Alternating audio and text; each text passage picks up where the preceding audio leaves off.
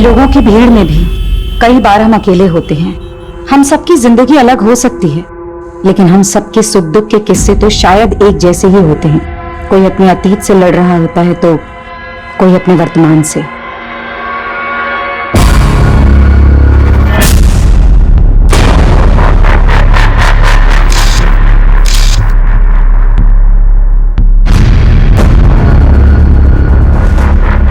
कहने को जिंदगी पल भर में नहीं बदलती, लेकिन कई बार जिंदगी का एक पल सब कुछ बदल देता है। विक्रम जी अंदर? हाँ जी अंदर है। ओके।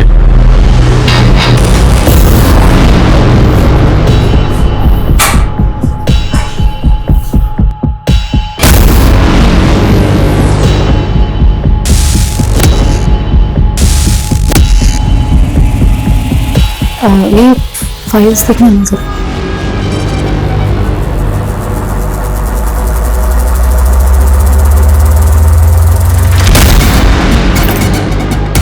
अरे, आर यू ऑल राइट? जी। ओके। जयंती, क्या हुआ? Nothing sir. सर एक सेकेंड। सर वो आदमी कौन था? पहले कभी नहीं देखा। He is my friend. और मैंने तुम्हें देखा, तुम छुपकर हमें देख रही थी। आखिर ये चल क्या रहा है sir? Are you trying to spy on मी?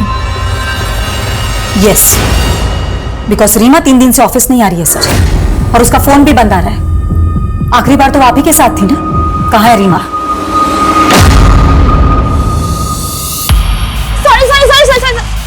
अरे क्या अर्पिता इतना लेट? चल जल्दी कर, मूवी जाने के लिए लेट हो रहे हैं, जल्दी कर। मूवी? हाँ मूवी जाएंगे तो बहुत लेट हो जाएगा। मम्मा को क्या बोलने दूंगी? आज ट्यूसडे है ना, मंदिर का बोल दे। हाँ अर्पिता, मैं बस 15-20 मिनट में घर पहुंच रही हूँ बेटा, ठीक है? माँ, मैं कोचिंग से घर नहीं आ रही हूँ। वो हाईवे वाला मंदिर है ना, वहाँ जा रही हूँ अपने फ्रेंड्स के साथ। अरे इतनी दूर जाने की क्या जरूरत थी? माँ, एग्जाम के लिए मन्नत मांगी थी। मुझे बता देती ना बेटा, मैं साथ चल देती। माँ, मन्नत बताने से पूरी थोड़ी होती है। ठीक है, संभाल के आना। भैया हाईवे वाले मंदिर पे चलो।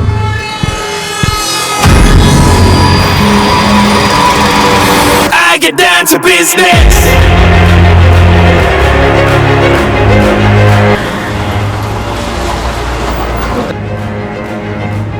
Number you have called is currently not reachable. Please try again later. Thank you. ये लड़की ना, Get down, get down.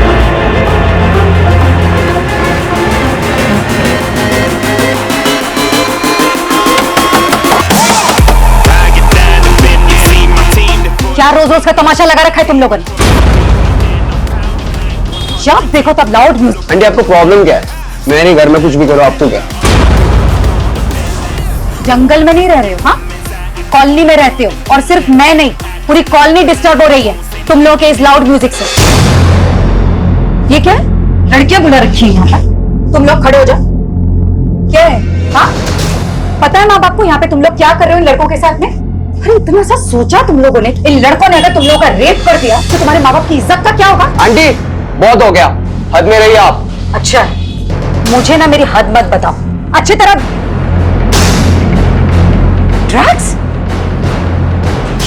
ये क्या है? तुम लोगों को पता है ना अच्छी तरीके से कि ड्रग्स लेना हमारे देश में गैर कानूनी है। बुलाओ पुलिस को, करवाओ अंदर, दिखाओ अपनी हाथ।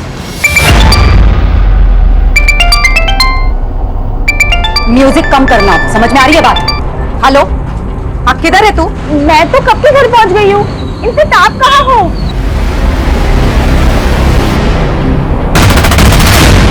तो तू अब मुझसे खुलेआम झूठ बोलने लगी है। गई थी मैं तेरे कोचिंग सेंटर, वहां से पता चला कि तेरा एक लड़के के साथ चक्कर चल रहा है। ओह, तो अब आप मेरी जासूसी करने लगी? ज्यादा बकवास मत कर अर्पिता। एक तो झूठ बोलती है, ऊपर से मुझ पर इल्जाम लगा रही है। हाँ बोला झूठ, क्योंकि आप मुझे मेरी लाइफ जीने ही नहीं देती हो। हर बार पढ़ो पढ़ो पढ़ो। लेकिन अब इस उम्र में मैं अपने फ्रेंड्स के साथ घूमने नहीं जाऊंगी तो कब जाऊंगी? हाँ अर्पिता, लेकिन तू एक लड़के के साथ अकेली बाहर गई थी। गई थी कि नहीं बोल? हाँ गई थी। तो इसमें बुराई क्या है? बॉयफ्रेंड है वो मेरा, और ज्यादा रोक तो की ना तो दुनिया ठीक से देखी नहीं तूने। अर्पिता, मैं जानती हूँ कि हालातों में बड़ा किया है तुझे, और आज तू शर्म नहीं आती तुझे? नहीं आती शर्म, क्योंकि बचपन से लेकर आज तक मैं बस आपकी पाबंदियां ही सहती आई हूँ, लेकिन अब और नहीं, ठीक है? अर्पिता, अर्पिता,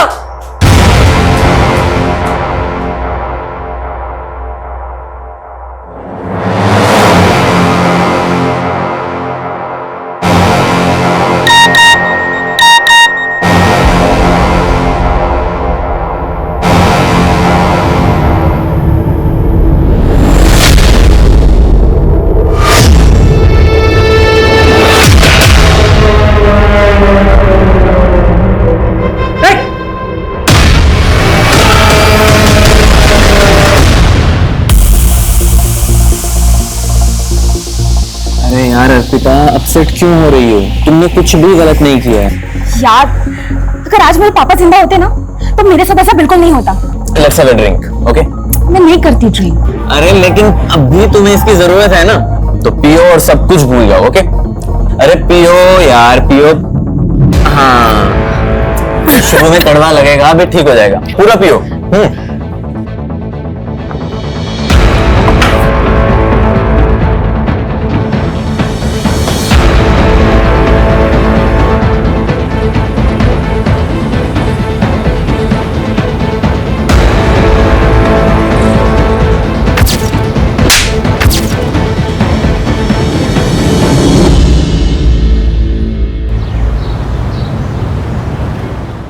और फिर भालू ने कहा, मुझे भूख लगी है। अरे गुड्डी, ये क्या पढ़ रही हो तुम? मैं तो एक हिंदी की कहानी पढ़ रही हूँ। मैं हिंदी लिख भी सकती हूँ, और पता है अब मुझे ना हिंदी में फुल मार्क्स आएंगे। अरे वाह, तब तो तुम्हें प्राइज मिलना चाहिए। बोलो क्या चाहिए तुम्हें? मुझे तो मून पर जाना है। अच्छा, लेकिन उसके लिए तो तुम्हें एस्ट्रोनॉट बनना पड़ेगा। लेकिन मैं एस्ट्रोनॉट कैसे बनूंगी? उसके लिए तुम्हें बस एक छोटा सा टेस्ट देना होगा।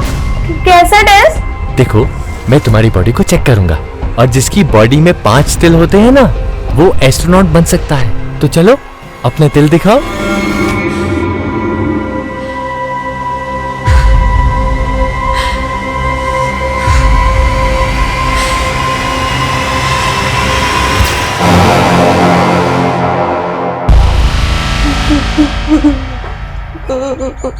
और कौन कौन है आपकी फैमिली में? मेरे और मेरी मम्मी के अलावा और कोई नहीं।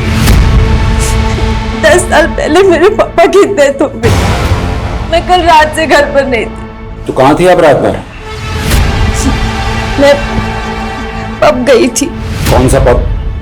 Christo pub. लेकिन शहर के सारे पब तो 1:30 बजे बंद हो जाते हैं। उसके बाद आप सुबह तक कहाँ थी?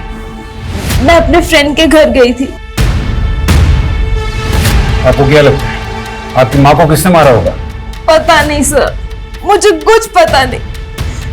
पर हाँ, कल रात को मेरी मम्मा का पड़ोस के लड़कों के साथ झगड़ा हुआ था, क्योंकि वो पार्टी कर रहे थे इसलिए। अभी तो आपने कहा कि आप रात भर घर नहीं थी, फिर आपने ये सब कैसे देखा? क्योंकि मैं 10 बजे तक यही थी। आप कह रहे कि आपकी माँ को लड़कों से परेशानी थी, और फिर भी वो आपको रात को पब में जाने देती, जहाँ पर लड़के भी आते हैं। एक्चुअली वो पूरा ग्रुप था ना, इसलिए। त्यागी, ये लड़की झूठ बोल रही है या कुछ तो छुपा रही है। क्रॉस चेक करो, ये रात भर कहाँ थी।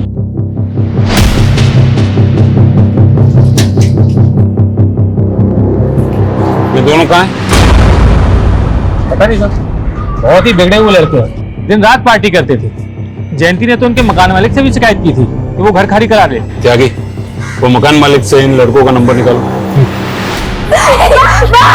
सर, घर में कहीं भी जयंती का फोन नहीं मिला, लेकिन ये लैपटॉप बैग मिला है। अर्पिता, तुम्हारी माँ का फोन कहाँ है? मुझे इस बारे में कुछ नहीं पता।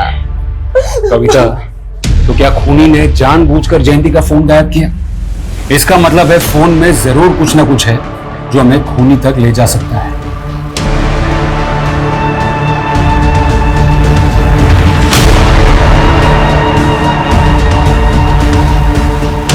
सर, लड़कों के मकान मालिक से बात हो गई है। दोनों लड़कों का नंबर मिला था, लेकिन सर दोनों का फोन स्विच ऑफ है। क्या ये हो सकता है कि वो दोनों खून करके गायब हो गए? चलो घर के अंदर घुसते हैं।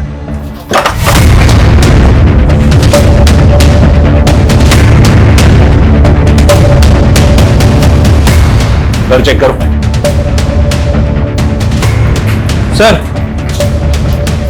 जाके फॉरेंसिक को बुलाओ और दोनों घर के फिंगरप्रिंट सैंपल ले लो और वो दोनों लड़कों की डिटेल निकालो और पता करो कि यहाँ पार्टी में दीपेश और राघव के साथ और कौन कौन मौजूद था। ठीक है सर।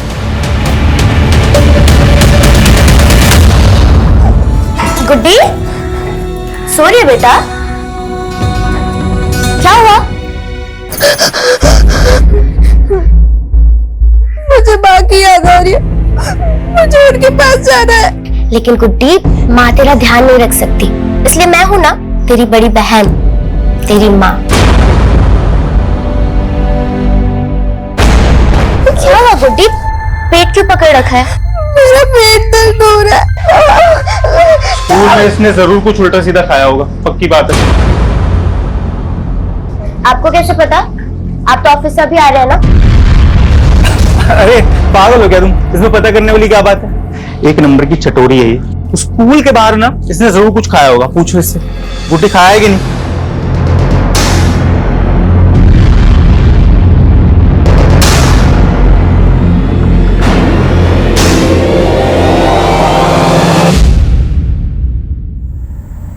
ये देखिए सर, ये दोनों पब में 11 बजे एंट्री करते हैं और 1:30 बजे वहां से बाहर निकलते हैं। ये लड़की जो नशे में धुत है, ठीक से चल भी नहीं पा रही। Right sir. और जयंती के बारे में अभी तक हमें जो भी इंफॉर्मेशन मिली है उससे तो यही लगता है कि जयंती नियम कायदे की काफी स्ट्रिक्ट औरत थी और उसकी बेटी साल में। और वो पड़ोस वाले लड़के दीपेश और राघव, उनकी क्या रिपोर्ट है? सर, उनका फोन आखिरी बार गुरुग्राम में बंद हुआ था। वैसे वो रहने वाले भोपाल के हैं, दिल्ली में पढ़ाई करते हैं। मैंने भोपाल पुलिस को भी इन्फॉर्म कर दिया है और सर वो अर्पिता के बॉयफ्रेंड, उसको भी बुला लिया है। सर, अर्पिता उस रात पूरी तरह से आउट थी। उसने पहली बार ड्रिंक की थी उस रात। पहली बार? ये तू कैसे जानता है? वो सर, अर्पिता मेरी 2 साल से दोस्त है। उसने आज से पहले कभी भी ड्रिंक नहीं किया। जी सर, वो थोड़ा अपसेट थी। किस बात को लेकर? सर, वो तो मुझे नहीं पता, लेकिन वो बहुत गिल्ट महसूस कर रही थी कि वो उस हालत में घर जाकर अपनी माँ को फेस कैसे करेगी। इसलिए वो पूरी रात मेरे साथ मेरे घर पर ही थी। सुबह होते ही वो चली गई। आप चाहें तो आप चेक कर सकते हैं। वो तो हम चेक कर ही लेंगे। और सुन, बिना परमिशन के शहर से बाहर नहीं जाना। चल।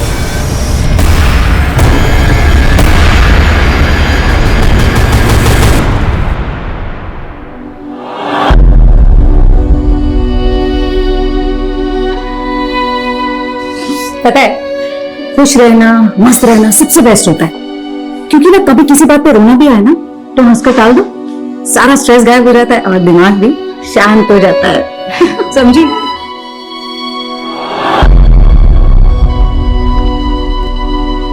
सर, जयंती का फोन रात 10:30 बजे बंद हुआ था, वो भी उसके घर वाले एरिया में।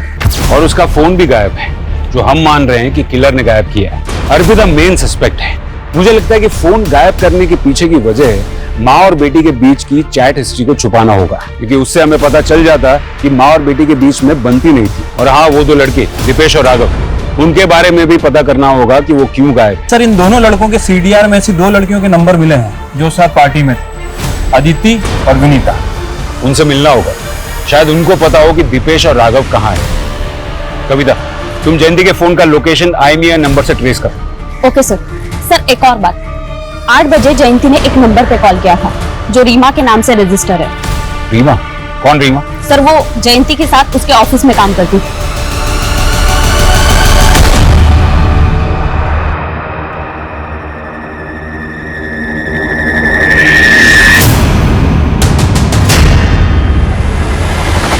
क्या है? कौन हो तुम? मैडम, आए दिन पेट दर्द की शिकायत रहती है। मुझे लगता है पेट से है। क्या?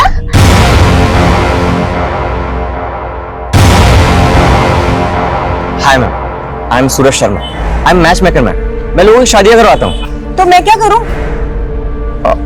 नहीं मैम, आपने मंगलसूत्र भी नहीं पहना है और मांग में सिंदूर भी नहीं है, तो ऑफकोर्स आप शादीशुदा तो नहीं होंगी ना। इससे तुम्हें क्या लेना देना? लेना देना है मैम।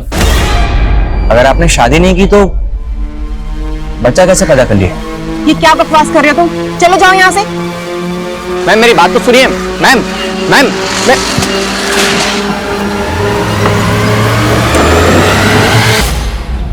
दीदी, ये पेट से क्या होता है?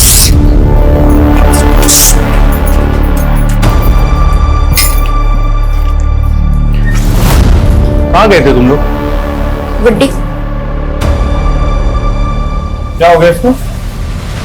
डॉक्टर के पास गए। गुड्डी 4 महीने प्रेग्नेंट है। क्या? इतने नादान क्या बन रहे हो?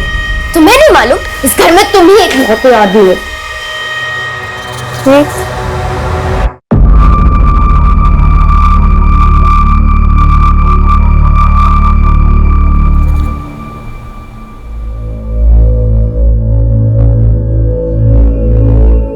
बेटा,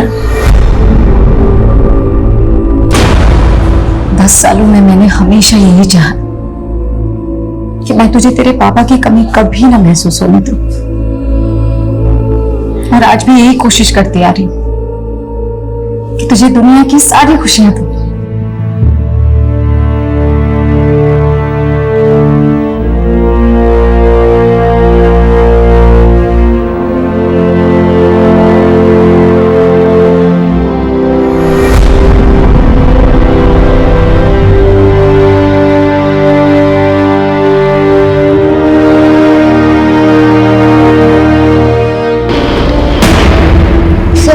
राघव और दीपेश के बारे में कुछ नहीं जानते हैं। अच्छा, कुछ नहीं जानते थे फिर भी उनके साथ पार्टी कर रहे थे? नहीं सर, हमारा मतलब है कि हमें उस मर्डर केस के बारे में कुछ नहीं मालूम है। फिर तो आप लोगों को ये भी मालूम नहीं होगा कि आप लोग वहाँ ड्रग्स ले रहे थे? नहीं सर, हम ड्रग्स नहीं ले रहे थे, वो तो राघव और दीपेश ले रहे थे। अच्छा, तो ये बताओ कि जयंती को किसने मारा? सर हमें नहीं पता, हम तो बस 2 बजे तक वहाँ पे थे, लेकिन हाँ उससे कुछ देर पहले दीपेश ड्रिंक्स का जुगाड़ करने बाहर गया था और वो वापस नहीं लौटा, तो उसको देखने के लिए राघव भी बाहर गया और फिर दोनों साथ में आ गए वापस। उठो चलो चलो चलो। कहाँ जा रहा है यार? अरे आगे का सेलिब्रेशन गुरुग्राम में करते हैं ना। हम नहीं गए सर, हम अपने घर चले गए, उसके बाद वो लोग गए थे। गुरुग्राम में वो कहाँ लेके जाने वाला था? सर कुछ नाम तो नहीं बताया था।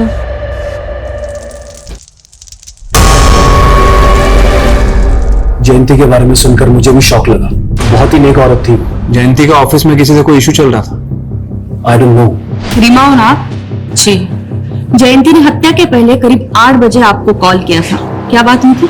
मैम एक्चुअली मेरी तबीयत खराब थी और उस दिन मैं ऑफिस भी नहीं आई थी, बस इसलिए मेरी हेल्थ के बारे में पूछ रही थी। जरूरत पड़ी तो दोबारा बात करेंगे। रीमा, मुझे पूरा अंदाजा है कि ऑफिस में तुम्हारे साथ क्या हो रहा है। सच सच बताओ, तुम्हारा बॉस तुम्हें मॉलेस्ट कर रहा है ना? जयंती प्लीज मुझे मेरे हाल पर छोड़ दो, और तुम भी इस सब में मत पड़ो। अरे लेकिन क्यों ना पढ़ूं? आज तुम्हारे साथ ऐसा हो रहा है, कल किसी और ऑफिस कलीग के साथ ऐसा होगा।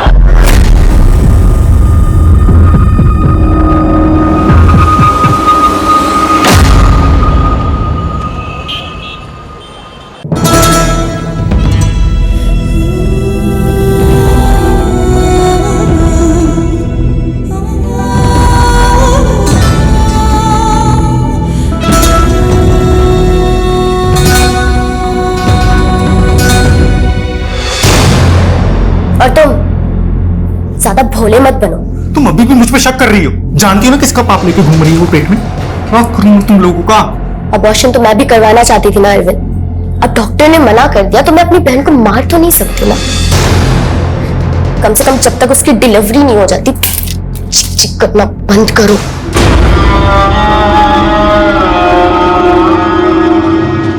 इसका मतलब है मर्डर के काफी पहले उसका फोन बंद हुआ था या फिर गायब हुआ था। दीपेश और राघव के दोस्तों के स्टेटमेंट के हिसाब से दीपेश और राघव रात को 2 बजे बाहर से अंदर आए थे और सबको जाने के लिए कहा था। क्या वो दोनों ही खून करके आए थे? और सर दूसरी तरफ अर्पिता और लकी भी 1:30 बजे के करीब पब से निकल गए थे। शायद उन्होंने जयंती को मारा और फिर वो दोनों लकी के घर चले गए। सर आपको लगता है कि जिस हालत में वो पब से निकले इस तरह से मर्डर कर सकता है? त्यागी, मुजरिम अगर शातिर हो ना तो हम वही देखेंगे जो वो हमें दिखाना चाहता है। अर्पिता का यूं पब से लड़खड़ाते हुए निकलना, ये पूरा का पूरा ड्रामा लकी और अर्पिता का हो सकता है, ताकि उन पर किसी को शक न जाए। कविता, जयंती के घर से हमें लैपटॉप बैग मिला, उसमें से कुछ मिला? हाँ सर, एक डायरी मिली है। लगता है जयंती अक्सर उसमें लिखा करती थी।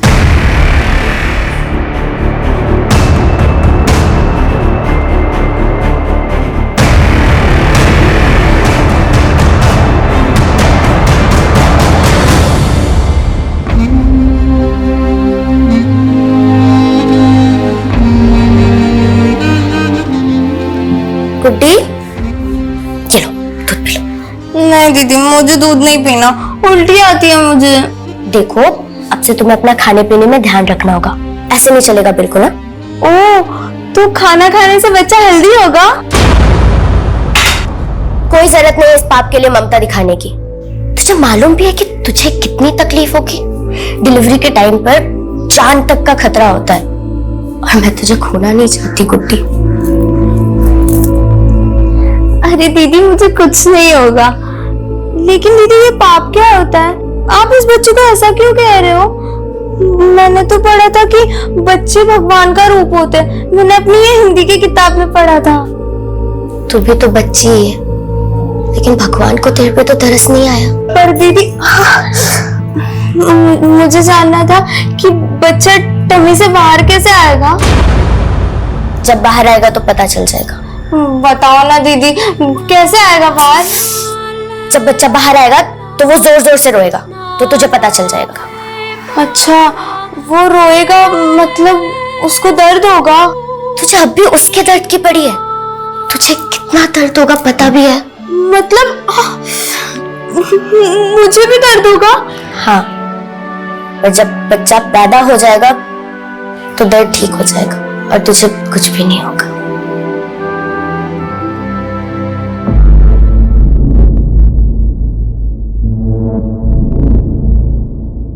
जब भी 25 जून आती है तो लगता है जैसे मेरे ऊपर एक बहुत बड़ा बोझ है जिसके तले दबी जा रही हूं।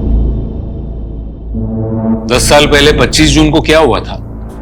मेरे पापा की डेथ हुई थी उस दिन। तो तुम्हारी माँ ने उनकी डायरी में ऐसा क्यों लिखा था कि 25 जून को उनका कोई बोझ उतर गया था? सर, मैंने उनकी डायरी कभी नहीं पढ़ी। नाम क्या था तुम्हारे पापा का? राजू। तुम्हारी मम्मी और पापा के बीच रिश्ता कैसा था? वैसे तो वो दोनों एक दूसरे से बहुत प्यार करते थे सर, लेकिन उनके बीच हमेशा झगड़ा होता रहता था। किस बात को लेकर? मेरे पापा का एक पैर काम नहीं करता था और वो एक छोटी सी फैक्ट्री में काम करते थे। उन्हें बिल्कुल अच्छा नहीं लगता था कि माँ उनसे ज्यादा कमाती है। उन्हें माँ से कॉम्प्लेक्स था। इसी फ्रस्ट्रेशन में उन्होंने शराब पीना शुरू कर दिया। लेकिन पापा बहुत अच्छे थे, माँ उन्हें समझ ही नहीं पाई। तुम्हारे पापा की डेथ कैसे हुई?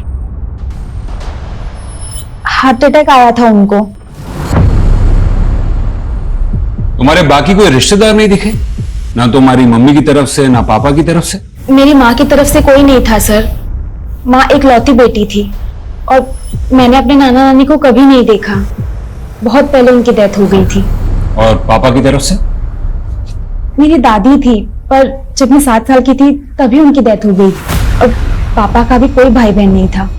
सर, मुझे तो लग रहा है ये अर्पिता कोई भी बात सही से नहीं बता रही। शायद वो चाहती ही नहीं कि उसके रिश्तेदार सामने आए और वो उन दोनों माँ बेटी के खराब रिश्तों के बारे में बता के उस पर शक जताए। कविता, अगर उसके माँ बाप के कोई रिश्तेदार हैं भी तो उनका तो पता लग ही जाएगा। जयंती के सीडीआर रिपोर्ट में मौजूद हर एक नंबर की डिटेल निकालो। जयंती के सोशल मीडिया अकाउंट्स भी चेक करो। मैं ये जानना चाहता हूँ कि जयंती ने अपनी डायरी में ऐसा क्यों लिखा था कि 10 साल पहले उसके पति के मौत वाली दिन उसके सर का बोझ उतर गया था। क्या जयंती के पति की मौत के पीछे कोई राज छुपा था? छोड़ो मुझे राजू! राजू! अर्पिता, तेरे पापा को अटैक आया है। मैं डॉक्टर को लेके आती हूँ, तो ध्यान रखना। सर, राघव के एक दोस्त से पता चला है कि राघव और दीपेश गुरुग्राम के एक घर में है।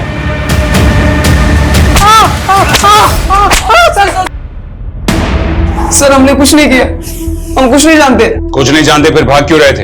हम लोग ड्रग्स लेते थे और जयंती आंटी से झगड़ा भी होता सर। उस रात पार्टी में रात को 2 बजे अचानक अपने बाकी दोस्तों को भगा दिया क्योंकि तुम दोनों मर्डर करना चाहते थे। नहीं सर, हमारा तो पहले से ही प्लान था 2 बजे निकलने का, लेकिन हाँ 2-2:30 बजे जयंती आंटी की बेटी अर्पिता को हमने वहां पे देखा था सर। खुद को बचाने के लिए उनकी बेटी को फंसा रहे हो? हम लोग सच बोल रहे हैं सर। एक मिनट सुनिए, आपने अर्पिता को देखा? वो तो कल से नहीं दिखी सर। अर्पिता के घर पे तो ताला लगा हुआ है। इसका मतलब है कि वो इन्वॉल्व है मर्डर में, इसलिए भाग गए। लकी कहाँ है? सर लकी घर पे था, वर्मा उसे लेकर आ रहा है। तूने कहा था कि तू उस रात अर्पिता को अपने घर पर लेकर गया था, लेकिन उसके पड़ोस में रहने वाले लड़कों ने अर्पिता को उसके घर पे जाते हुए देखा था। सर वो लड़के झूठ बोल रहे हैं सर। सर मुझे लगता है कि उन लड़कों ने ही अर्पिता को कहीं गायब किया है ताकि वो आपसे ये झूठ बोल सके सर। अब मेरी बात पे यकीन कीजिए सर। त्यागी, ना तो हम ये दीपेश और राघव का भरोसा कर सकते हैं और ना ही लकी का। राइट सर, अर्पिता ही हमारी प्राइम सस्पेक्ट है, लेकिन अभी तक वो गायब है सर। ये अर्पिता का फोटो सर्कुलेट करो।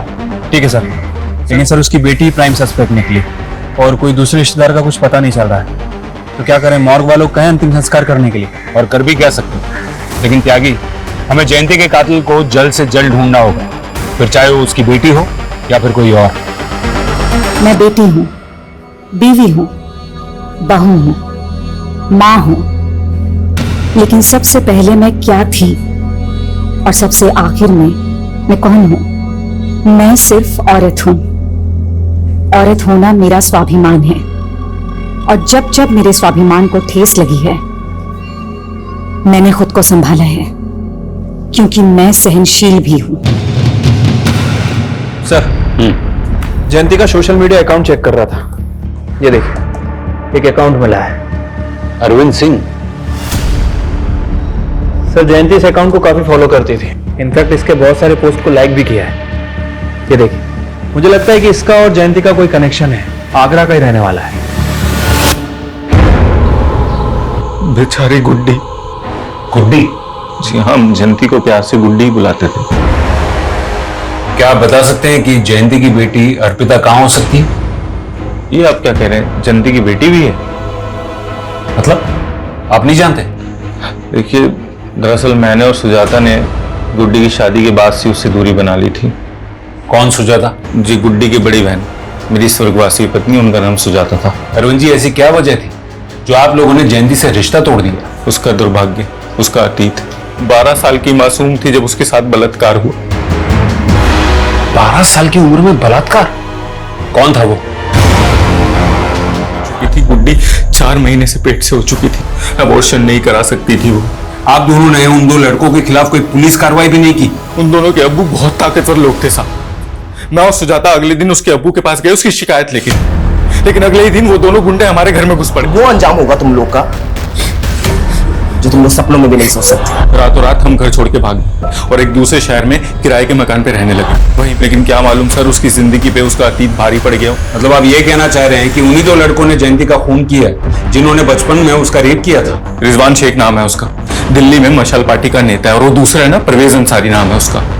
सर वो भी अभी दिल्ली में ही रह रहे हैं। आपके पास गुड्डी की बचपन की फोटो है? सब वो होगी तो सही, लेकिन एक बार मुझे ढूंढना पड़ेगा। हाँ कविता बोलो। सर जयंती के फोन का IMEI नंबर ट्रेस हुआ था। सर हमें वो फोन एक कचरा बिनने वाले के पास मिला। जयंती के फोन का सारा डेटा रिट्रीव करो। Okay sir.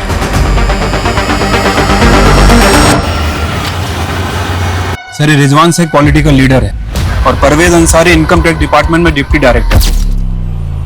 अरे ऑलराइट सर, मान लेते हैं कि इन दोनों में से किसी ने कुछ किया है, तो फिर ये अर्पिता क्यों गायब है? सर ये बात सच है कि मैं अपनी बीवी को कभी कभी मारता था, पर मैंने जयंती का खून नहीं किया सर। हाँ जयंती का फोन मुझे मिला था, पर अगले दिन मुझे जैसे ही पता चला कि उसका मर्डर हो गया है, मैंने उसका फोन डस्टबिन में फेंक दिया था सर। ये टेढ़ी खीर है, आसानी से नहीं उगलेगा, तोड़ो इसको। ओके ठीक है। सर एक अजीब बात पता चली है, परवेज अंसारी जयंती के बॉस का भी दोस्त है। सर परवेज अंसारी को मैं सिर्फ 10 साल से जानता हूं और आप मुझसे 28 साल पहले की बात कर रहे हैं। 28? इसको जानते हैं? नो। चलो इसको नहीं जानते हैं, परवेज अंसारी को तो जानते हैं। इसका मतलब आप रिजवान शेख को भी जानते होंगे। सर बड़े नेता है, मैं क्या सभी जानते हैं। हाँ, परवेज ने एक बार बताया था कि वो उनके बचपन का दोस्त है। और आप उन दोनों के दोस्त। इसका यह मतलब है कि जयंती के मर्डर में उन दोनों के साथ आप भी इन्वॉल्व हैं। सर क्या कुछ का कुछ बोलते चले जा रहे हैं, कोई सबूत है आपके पास? जल्दी दिखा देंगे। कौन है ये? आपके मुरादाबाद की है गुड्डी उर्फ जयंती। इसके जीजाजी का कहना है कि 28 साल पहले आपने इसका रेप किया था। इंस्पेक्टर, क्या तू जानता नहीं एक ईमानदार नेता के छवि पे दाग लगाने का हर्ष क्या होता है? 2 मिनट नहीं लगेंगे, सस्पेंड हो जाओगे। सर हम तो ईमानदारी से अपना काम कर रहे हैं और वो कहते हैं ना कि भले ही देर लग जाए लेकिन सच की जीत जरूर होती है। जय हिंद। सर माना कि ये दोनों बहुत शातिर हैं, लेकिन कहीं ऐसा तो नहीं कि जयंती के मर्डर को हम 28 साल पुराने वाले केस से जोड़ के गलती कर रहे हैं? मैं जानता हूं जयंती के मर्डर में उसकी बेटी समेत और भी सस्पेक्ट्स हैं, लेकिन जो गुड्डी के साथ 12 साल की उम्र में हुआ त्यागी, जयंती ने आखिरी बार रीमा को कॉल किया था जो उसके साथ उसकी ऑफिस में काम करती थी। ये रीमा से जयंती के बॉस के बारे में दोबारा बात करो, शायद कोई क्लू मिल जाए। ठीक है सर। सर एक अजीब चीज पता चली। पिछले 2 महीनों में 3 जयंती नाम की औरतें दिल्ली से अबडक्ट हुई। क्या कह रही हो? हाँ सर, ये देखिए, जयंती सिन्हा, जयंती मलिक और जयंती कपूर। सर ये तीनों अबडक्शन एक हफ्ते के फासले पर हुए हैं। और सर ये तीनों औरतों के साथ क्या हुआ? सर तीनों किडनैपर के चंगुल से निकल आई, तीनों जिंदा है। सर इन्होंने किडनैपर का एक स्केच भी बनवाया है, ये देखिए।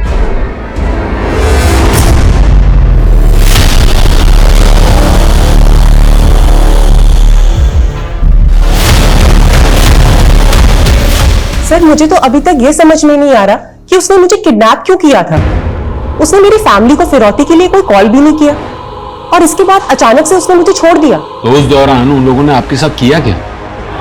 क्या चूड़ियां दिखा रहा था? जी सर, छोटी बच्चियों की लाल चूड़ियां दिखा रहा था और बार बार बस यही पूछ रहा था कि क्या मैं उन लाल चूड़ियों को पहचानती हूँ।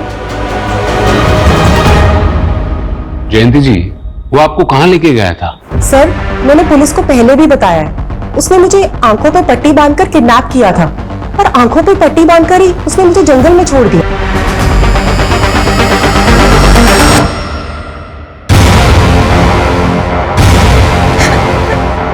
प्लीज मुझे छोड़ दो। तुझे तो मैं कभी नहीं छोड़ूंगा। ये तो गनीमत समझ कि तुझे अभी तक जिंदा छोड़ा हुआ है, लेकिन तेरी मौत तो पक्की है।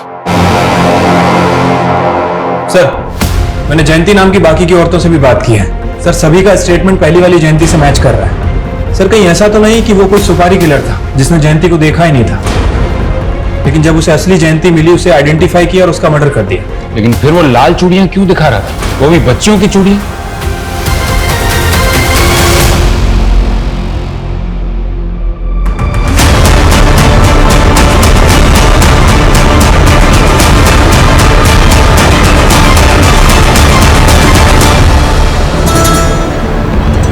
हाँ सर, बचपन में गुड्डी हमेशा लाल चूड़ियां पहना करती थी। उसे लाल चूड़ियां बहुत पसंद थी, लेकिन जब दानिश भाई के घर से हम निकले थे तो उसकी चूड़ियां वहीं छूट गई थी।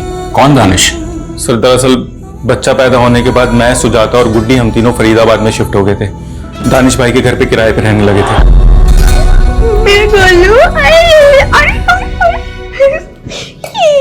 अरविंद जी,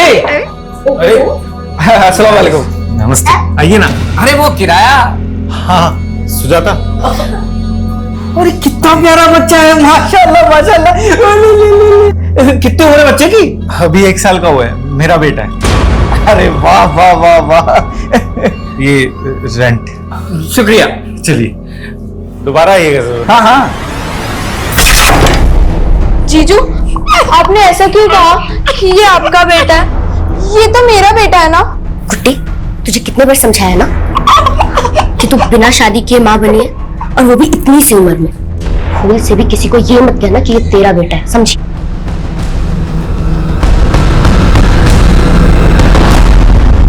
सर धीरे धीरे सबको पता चलने लगा और हमारा जीना बहुत मुश्किल हो गया, इसलिए हम उस बलात्कारी की संतान को वहां छोड़ के निकल गए। लेकिन दीदी मेरा गोलू वो नहीं आएगा हमारे साथ। गुड्डी गोलू की तबीयत खराब थी ना, तो तो वो मर गया। अगर हम गुड्डी से झूठ ना बोलते तो उस बच्चे का साया हर जगह हमारी बदनामी करवाता। कहाँ छोड़ा था बच्चे को? दानिश भाई के घर पे, जहां उसकी चूड़ियां छूटी थी।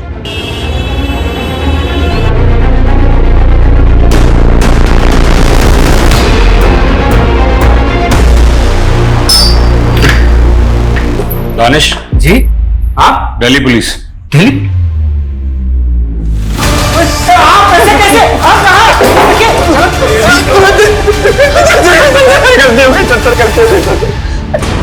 सर वो तो उस बच्चे को यहाँ छोड़ के चले गए थे, लेकिन मैंने करीम को अपने बेटे की तरह पाला है। मतलब कि करीम ही जयंती उर्फ गुड्डी का बेटा है। मैंने अपनी माँ को नहीं मारा सर। बचपन से लोग मुझे चिढ़ाते थे कि मेरा बाप कौन है।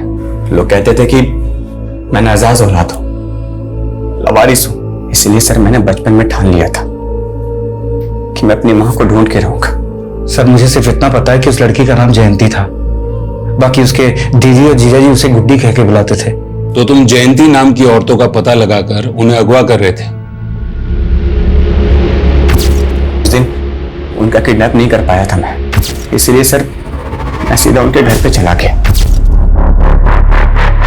माँ कौन हो तुम? अरे 28 साल से आपने मुझे देखा नहीं ना, इसलिए आप मुझे पहचान नहीं पाई। तुम बोल क्या रहे हो तुम? हाँ? और हो कौन? गोलू, आपका गोलू माँ।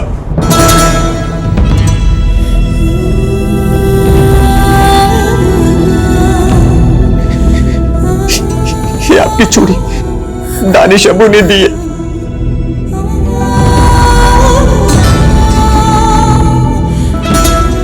एक बार कह दो कि आपने मुझे पहचाना। गोलू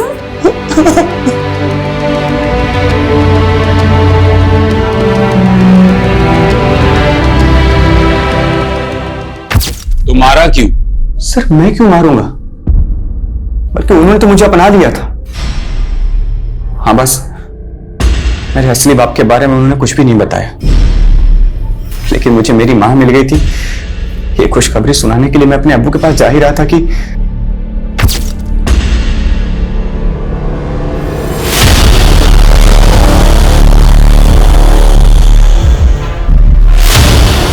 अर्पिता।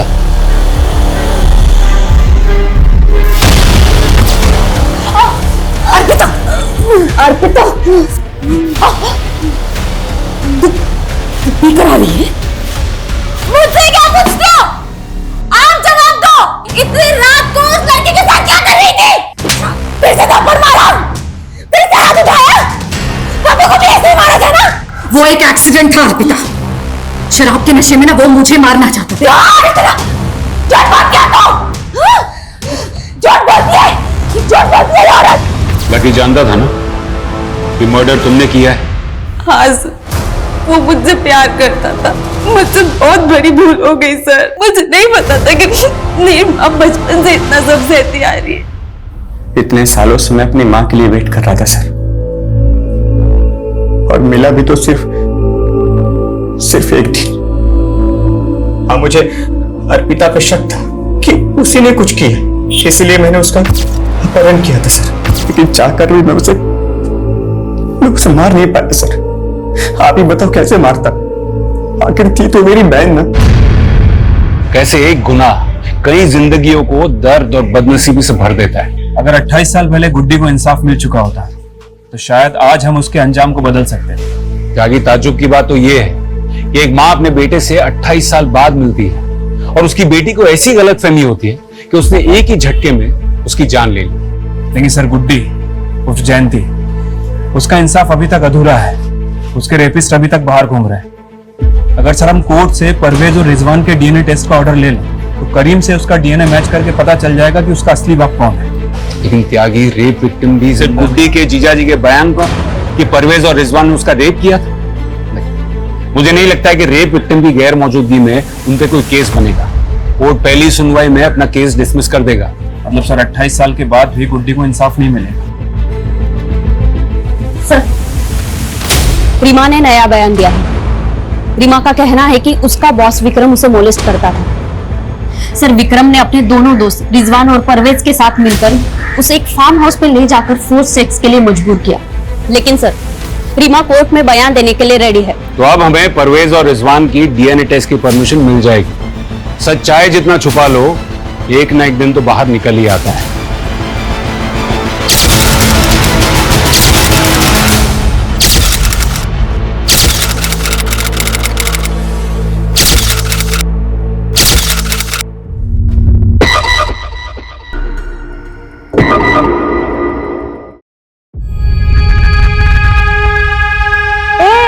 किसने हटाया ना लाइन से मेरी बाल्टी को?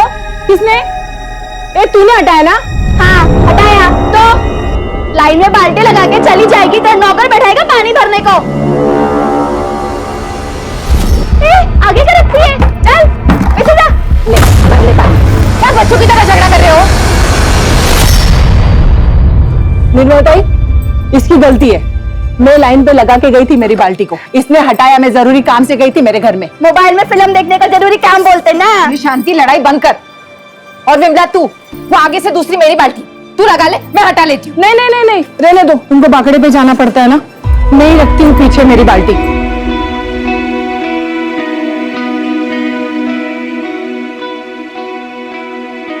अरे बहनी, अब खाना दे भी दो, बहुत तेज भूख लगी है। थोड़ा थामा भाऊ, जो पेट भरता है पहले उसकी पूजा जरूरी है। अभी लाई, तैयार रखा है मैंने। वाह,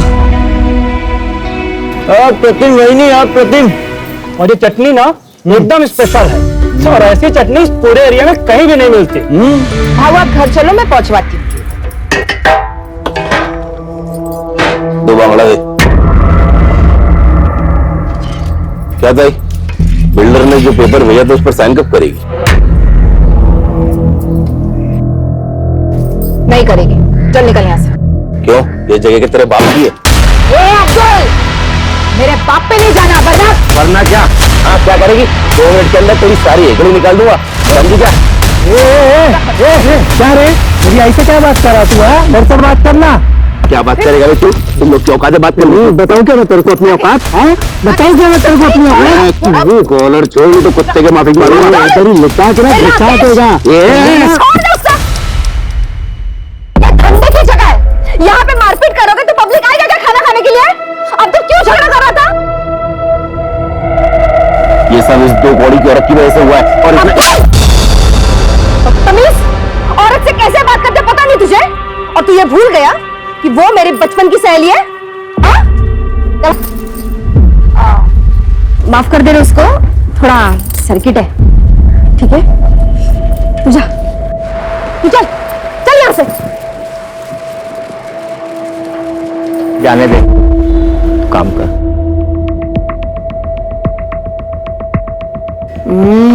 कड़ाक, चल बैठ दे इसको। अब्दुल ध्यान रख इस पे।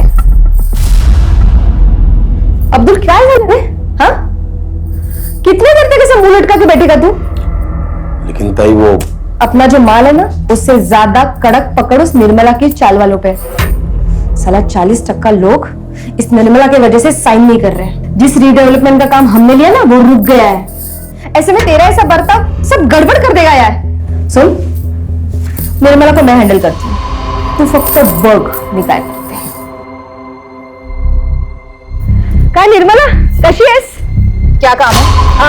तेरे फायदे का काम है। देख, मैंने तेरे लिए एक स्पेशल अरेंजमेंट किया। तुम 40 वालों के लिए 1 BHK का फ्लैट है, मैं तेरे लिए 2 BHK का फ्लैट अरेंज कर रही हूँ, और उसके साथ सोफा, AC, सब कुछ। और उसके साथ मैं तेरे को 10 लाख रुपए देती हूँ। फिर तो अपना बाकड़ा हटा के मस्त दुकान खरीद लेना। क्या बोलती है? और बाकी 40 वालों का क्या होगा? निर्मला, सबके बारे में सोचना बंद कर, अभी तू अपने बारे में सोचना। तू सिर्फ अपना घर बिल्डर को दे दे, और ये 40 वालों का घर भी बिल्डर को दे दे। क्या बोलती है? तो तू मुझे रिश्वत देने की कोशिश कर रही है? अरे नहीं रे। ए विमला, ममता, शांति, बाहर आओ रे। निर्मला, तेरे और मेरे बीच की बात थी ना? नहीं, ये सब 40 वालों के भविष्य की बात है। ये माधुरी, जो खुद को इस एरिया की भाई समझती है, दादा समझती है, रिश्वत दे रही है मुझे। कहती है मैं मेरा और तुम सबका घर बिल्डर के नाम करवा दूं। निर्मला चुप रह, समझी? नहीं रहूंगी। क्या कर लेगी? मार डालेगी मुझे?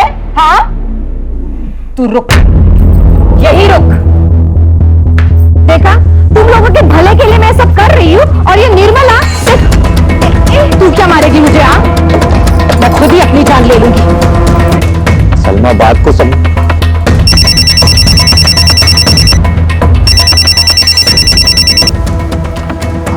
हाँ प्रशांत, आईना के ऊपर घासलेट डाले भाई। क्या? तू रुक, मैं आ रहा है, अभी आ रहा है। चल अभी निकल यहाँ से, नहीं तो मैं सच में कुछ आग लगा लूंगी। निकल।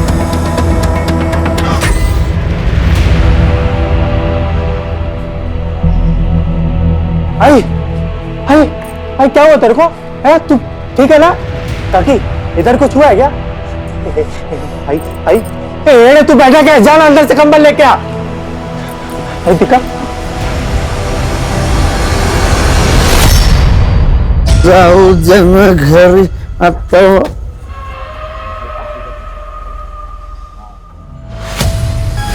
तू घूरना बंद कर, नहीं मानेगा? रुक तेरी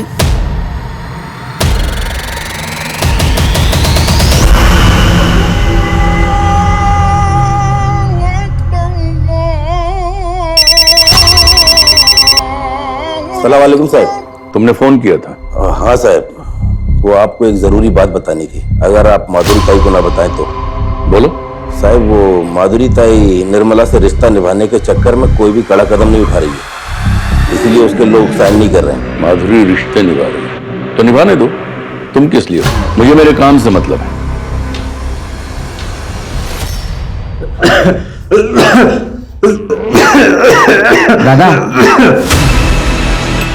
दादा ये क्या है? कुछ भी।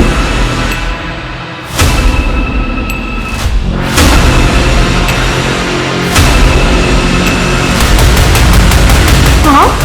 माफ करेगी?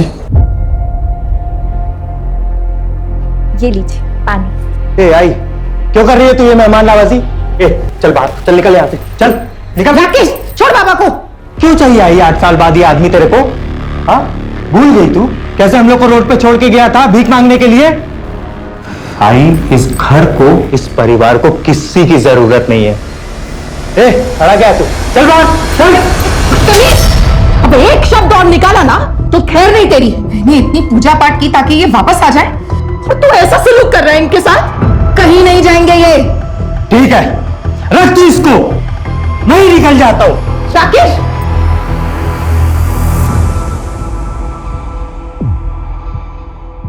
माधुरी, सुना है आजकल तुम्हारे तेवर काफी ढीले पड़ गए हैं। किसने बुलाई है? तुम्हारे काम ने। देखो माधुरी, मैं धंधे वाला हूं, साफ साफ बात करता हूं, और ये बात अपने दिमाग में फिट कर लो कि मैं अपनी डेडलाइन बढ़ाने वाला नहीं हूं, और तुम्हें उसी डेडलाइन के भीतर काम करना होगा। किया तो ठीक, नहीं तो तुम्हारा हमारा डील खत्म।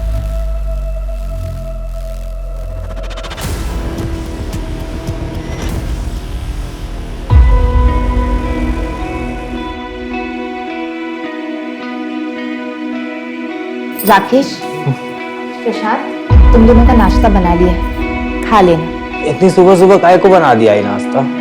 मंदिर जा रही हूँ मैं, आने में देर हो जाएगी। आज 19 जुलाई है ना?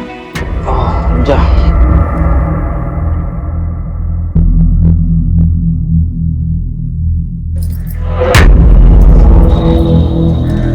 सुनिए, चटनी जरा ज्यादा डालिएगा, लोग इसी के लिए आते हैं। क्यों? चटनी में मोहिनी मंत्र डालती है क्या? आप भी ना। ये ला, ये ला। अरे लाता है, 2 प्लेट लाता है। बंद कर रहे की दुकान, बंद कर सब। चल बंद कर, चल। क्या हुआ भरत भाव? क्या हुआ भरत भाव? हाँ? अरे अपने खाने से लोगों को हॉस्पिटल पहुंचा के पूछती क्या हुआ भरत भाव? अरे क्या तुम लोग को समझ में नहीं आ रहा है? हाँ? तुम लोग को भी खून की उल्टी करने का है? निकलो यहाँ से।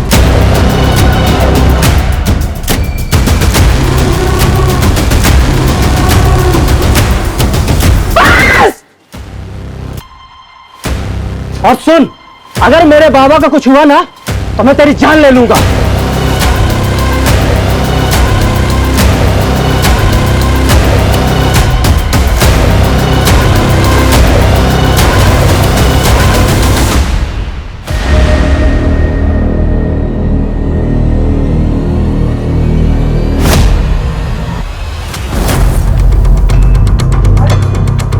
छोड़ो मुझे, आई के पास जाना है। आई बॉडी का सबसे पहले किसने देखा? सर, इस कचरे वाले ने देखा, इसने गांव वालों को बताया और गांव वालों ने हमें इन्फॉर्म किया।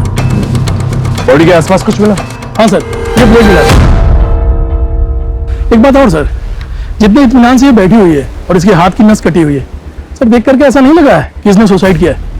सर लगता है न्यूज पढ़ के या न्यूज में देख के इसको पता चल गया था कि इसके खाने की वजह से कुछ लोग हॉस्पिटल में भर्ती हुए थे, जिनमें से 2 लोग मर गए, तभी शायद गिल्ट में आके इसने सुसाइड कर लिया होगा।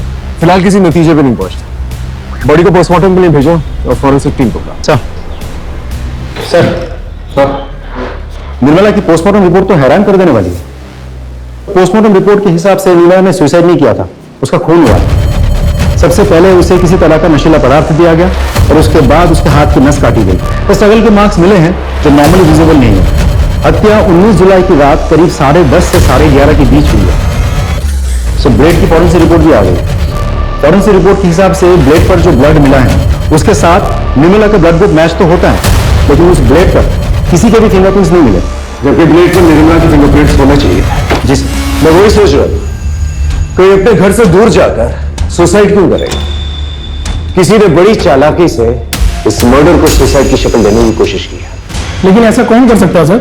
हो सकता है विजय, क्योंकि उनके घर पे फूड पॉइजन से मौत हुई। राइट सर, और दोनों के पास स्ट्रॉन्ग मोटिव है। फोन करके बुलाओ सब।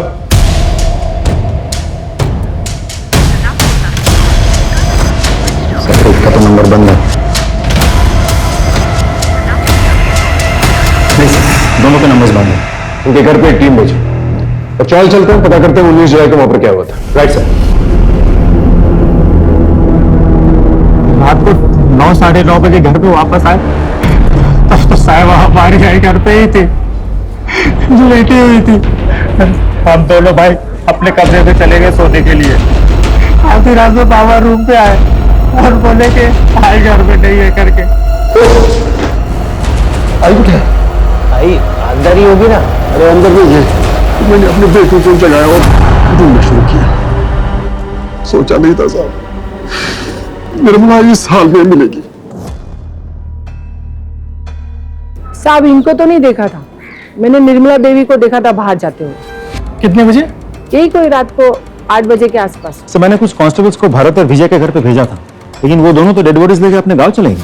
शिंदे ये सब इनकी चाल भी हो सकती है। इन्हें कांटेक्ट करते रहो, जैसे कांटेक्ट होता है इन्हें थाने में। सर 19 जुलाई की रात को इसने कुछ देखा था। कौन हो तुम? सर मेरी सड़क पे सर पान की दुकान है। क्या देखा था बताओ? सर उस रात एक आदमी सर ऑटो में आया था और वो सर निर्मला ताई का पता पूछ रहा था। निर्मला ताई, वो आगे से ना लेफ्ट चले गया। उसका नाम, चेहरा या ऑटो का नंबर याद है तुम्हें? तो कुछ ध्यान नहीं है सर। अच्छा, कितने बजे की बात है? सर लगभग 11 या 11:30 बजे की बात है।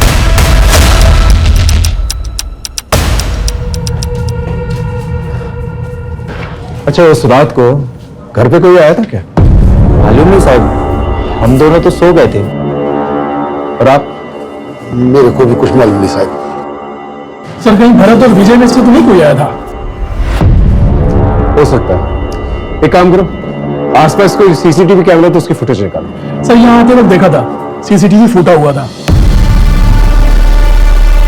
देखो साहब, मुझे अच्छे से तो याद नहीं है वो कैमरा मैंने फोड़ा, लेकिन अगर बाकी के लोग बोल रहे तो फोड़ा होगा। सी बात, वो कैमरा तूने तोड़ा था अपनी मर्जी से या किसी ने पैसे दिए थे तुझे तोड़ने के लिए? अपन आपको सीधा बोल, जो भी हुआ वो नशे की हालत में हुआ, और ये आप बेवजह मुझ पर दबाव मत डालो। सुन, बेवजह तेरे पे दबाव नहीं डाल रहे हम। 16 तारीख को तूने सीसीटीवी तोड़ा था कि नहीं? 19 तारीख को किसी ने उसका खून कर दिया। बेटा, तेरे पास वजह तो बहुत सॉलिड है। अब तू डिसाइड कर ले, यहाँ सीधे सीधे बताएगा या तेरी हड्डियां तोड़ू मैं। मैंने अपना बयान बता दिया, अभी आपको जो सोचना है वो आप सोच लो। ठीक है, चल जा। तू नहीं मारा ना मेरी आई को? अरे बहुत बड़बड़ करता है, मैं कभी वापस आया हूँ तो ऐसा जवाब करता रहता है। देख, घर में मातम का माहौल चल रहा है, थोड़ी शांति बना कर। और तुझसे सवाल जवाब करने होंगे मुझे। जब भी फोन करूंगा ना, फौरन आता है।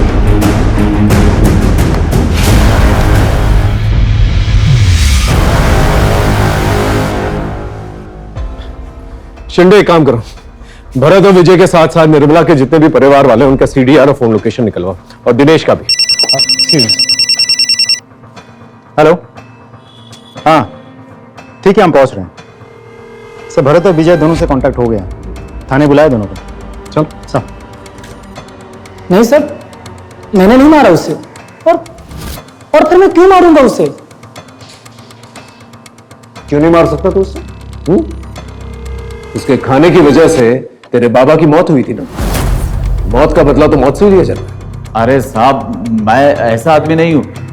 हाँ, गुस्से में उसके बाखड़े पे गया था, तोड़फोड़ जरूर किया था, पर साहब बाद में वो निर्मला हॉस्पिटल आई थी, माफी भी मांगी, लेकिन मैं गुस्से में था इसलिए उसको वहां से जाने के लिए बोला साहब। सर मुझे तो लगता है भरत और विजय ये दोनों कहानी बना रहे हैं ताकि हम इन दोनों पे शक ही ना करें। इन पे शक ना करने की तो कोई वजह बनती नहीं, उनका अपना आदमी है, और कोई भी अपने आदमी को इस तरह आसानी से नहीं भूलता। हो सकता है हुडी वाला आदमी यहीं का है।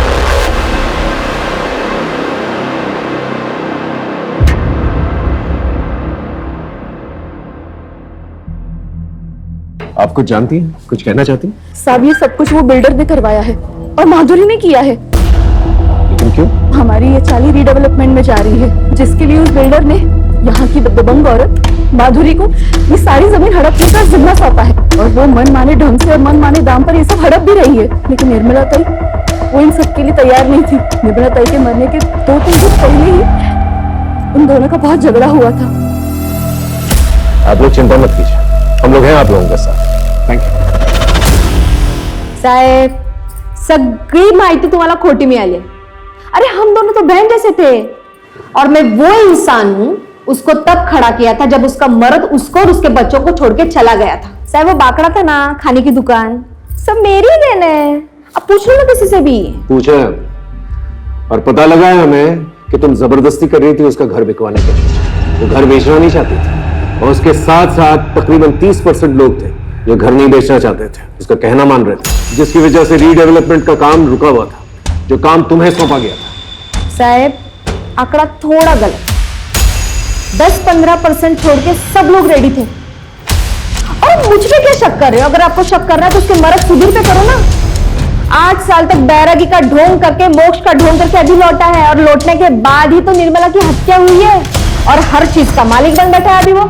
मालिक बन बैठा मतलब? साहब ये सुधीर यहाँ का घर जवाई है। ये जो था वो सब निर्मला के बाबा का था, और उन्होंने मरने के पहले सब निर्मला के नाम पे कर दिया था। सुधीर के बारे में और क्या जानती हो? मुझसे क्या पूछ रहे हो साहब? आप खुद छानबीन कर लो ना, आपको बहुत कुछ पता चलेगा उस बैरागी सुधीर के बारे में।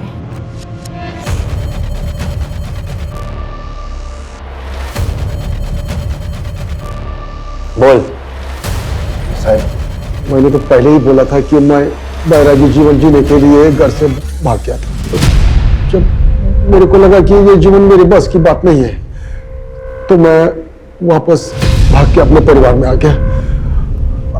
आपसे विनती है साहब कि मेरे पे संदेह मत करो। संदेह ना करें, अचानक से यहाँ से चला गया, अचानक से वापस आ गया, तो तेरे आने के तुरंत बाद फूड पॉइजनिंग का किस्सा हुआ, और उसके बाद निर्मला की मौत। अगर इस क्रम में देखे ना तो वो हमारा प्राइम सस्पेक्ट बनता है, समझा?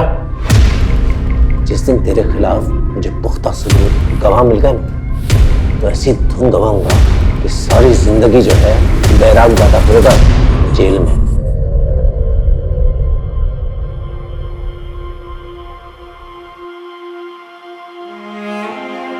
आई, ये तो मी।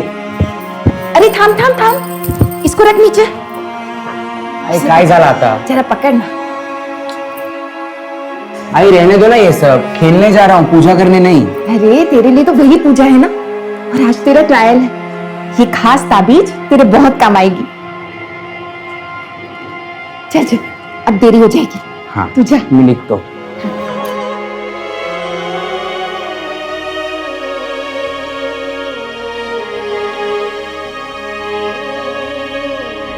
प्रशांत खाना खा ले भाई। मुझे भूख नहीं है।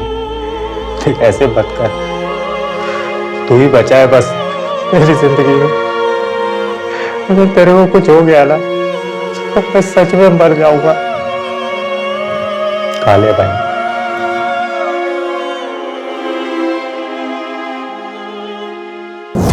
सर निर्मला, भरत, विजय, माधुरी, दिनेश, राकेश और प्रशांत, इन सब के कॉल डिटेल्स आ गए हैं और मोबाइल लोकेशन डिटेल्स।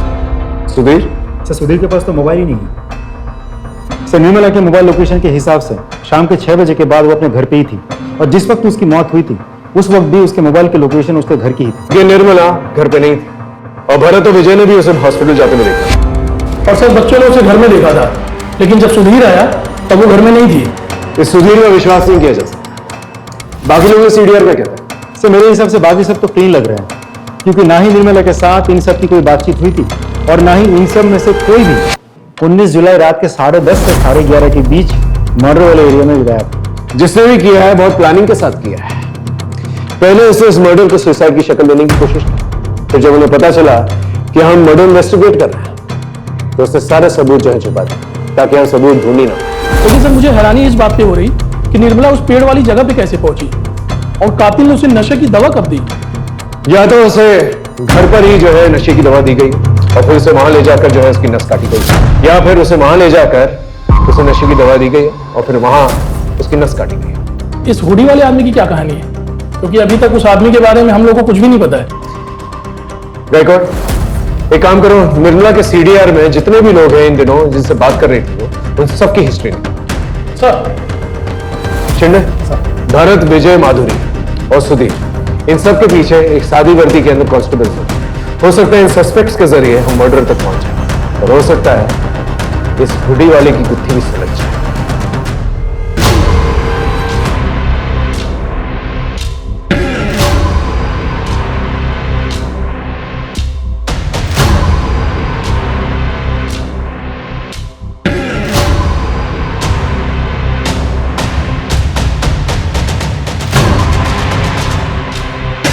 अरे सुधीर भाऊ, मोबाइल को लेते जाओ, मालूम आज के टाइम में इसके बिना जीना मुश्किल है। अरे नहीं, ये जी का जंजाल तू ही रख, मैं ऐसे ही बहुत खुश हूं।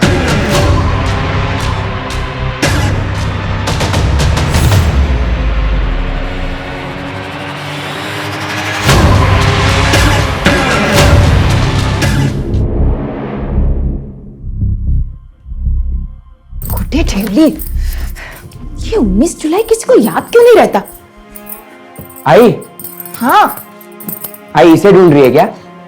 अरे हाँ, कहाँ मिला? दादा ने बिस्तर के पास छोड़ दिया था। तू मेरा राजा बेटा है। पता है कितना काम है आज? चल मैं निकलती हूँ।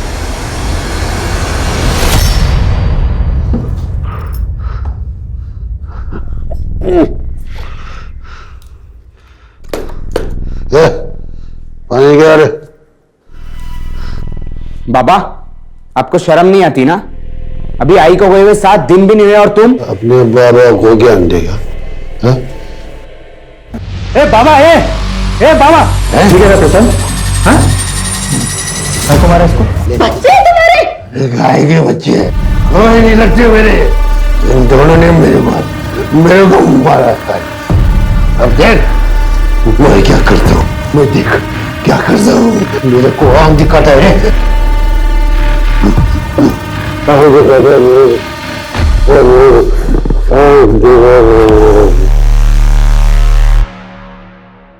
सर निर्मला के कॉल रिकॉर्ड्स मैंने बहुत अच्छे से चेक किए। ज्यादातर नंबर्स उन्हीं लोगों के हैं जिनके साथ निर्मला की रोज बातचीत होती थी, जैसे कि निर्मला के बेटे, निर्मला के चौल वाले, फूल वाला, दूध वाला, मच्छी वाला वगैरह वगैरह। सिर्फ एक नंबर ऐसा है जिसके साथ पिछले 6 महीनों में निर्मला की कोई बातचीत नहीं हुई थी, लेकिन 19 जुलाई शाम को करीब 7:55 पर उस नंबर से निर्मला को कॉल आया था। किसका नंबर है? सर उसका नाम नीलेश जोशी है सर, लेकिन उसका मोबाइल स्विच ऑफ आ रहा है और उसके लैंडलाइन नंबर पर सिर्फ रिंग जा रही है, कोई फोन उठा नहीं रहा। एड्रेस क्या है?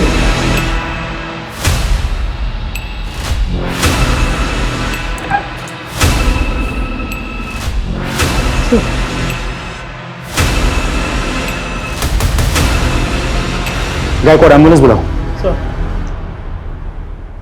सर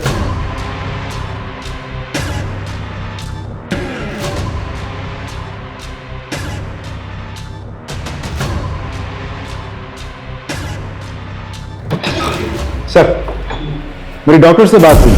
नीलेश और उसके घर वाले धीरे धीरे रिकवर तो कर रहे हैं, लेकिन अभी भी स्टेटमेंट देने की कंडीशन में नहीं है। हॉस्पिटल अथॉरिटी को बोल के रखा है कि समय समय पर हमें अपडेट करता रहे। एक और बात सर, राकेश से भी मेरी बात हुई लेकिन उसका कहना यह है कि वो नीलेश नाम के किसी आदमी को बिल्कुल नहीं जानता। सर इस सुधीर के बारे में एक इंटरेस्टिंग इंफॉर्मेशन मिली है। ये जो गुरु तुझे बैरागी जीवन सिखा रहा उसका नाम नैना है ना? उसी के साथ था ना तू यहाँ आने से पहले? हाँ साहब, मैं उसी के साथ था। चल अब ये बता, तूने निर्मला को क्यों मारा और कैसे मारा? मैंने निर्मला को नहीं मारा। मैं भला निर्मला को क्यों मारूंगा साहब? क्यों नहीं मारेगा तू? हाँ, यही तो करने आया था ना तू, ताकि सारी प्रॉपर्टी तेरे नाम पर हो जाए, ऐसे बेच बाच कर तू यहाँ से निकल जाए। देखो साहब, ऐसी बात नहीं है। ज्यादा होशियार बनने की कोशिश मत कर, समझा? हम जानते हैं तेरा उठना बैठना था माधुरी के आदमी अब्दुल के साथ, और तूने अपने बेटों को धमकी भी दी थी कि तू उन्हें सड़क पर लेगा, है ना? बोल। अब्दुल और बेटों के झगड़े वाली बात बिल्कुल सच है, लेकिन मैंने निर्मला को नहीं मारा सर। मैंने निर्मला को नहीं मारा सर। तो तेरा अचानक से घर से बाहर निकल जाना और फिर वापस आ जाना, ये सब क्या है? बताते सर, मेरे परिवार में गरीबी बहुत थी सर, और इसलिए मैं जो भी मेरा जमा पूंजी था और मेरा निर्मला के गहने लेके मैं भाग गया और दूसरे शहर में नैना के साथ रहने लगा।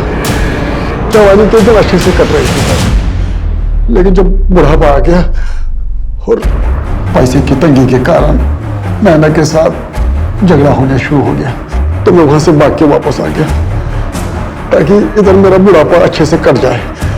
लेकिन मेरी बदकिस्मती देखो साहब, इधर निर्मला का खून हो गया सर। अच्छा, तो ये नैना क्या कर रही थी तेरी जिंदगी में? साहब वो मेरा थोड़ा औरत कमजोरी है,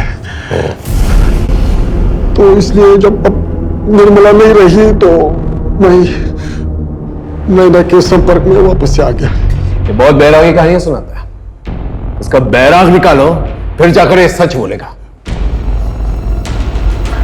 सर माधुरी को वहां जिस कांस्टेबल को तैनात किया था उसने बताया कि माधुरी 2 दिन से दिखी ही नहीं है।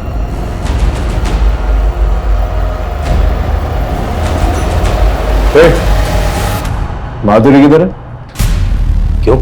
सवाल हम करेंगे, जवाब दे सीधा से। माधुरी किधर है? 2 दिन से दिखाई नहीं दी। तो तूने ढूंढा नहीं? अरे ढूंढ रहे हैं हम लोग, लेकिन अभी कुछ पता चला नहीं। ठीक है सर, अब्दुल अपने घर पे इतना रिलैक्स था, मुझे नहीं लगता माधुरी कहीं गायब हुई है। मुझे तो लगता है उसे कहीं छुपा के रखा हो। हालांकि सवाल उठता है कि क्यों, और इस क्यों का जवाब ढूंढने के लिए हमें सिर्फ माधुरी को ही नहीं बल्कि इस अब्दुल की कुंडली भी खंगालनी पड़ेगी। सर आप एक्सक्यूज मी। हेलो, ठीक है हम पहुंचते हैं। सर नीलेश तो उल्टा थाने पहुंच गया हमसे मिलने। सर मैंने अपनी मर्जी से निर्मला को फोन नहीं किया, मुझे करवाया गया था जबरदस्ती।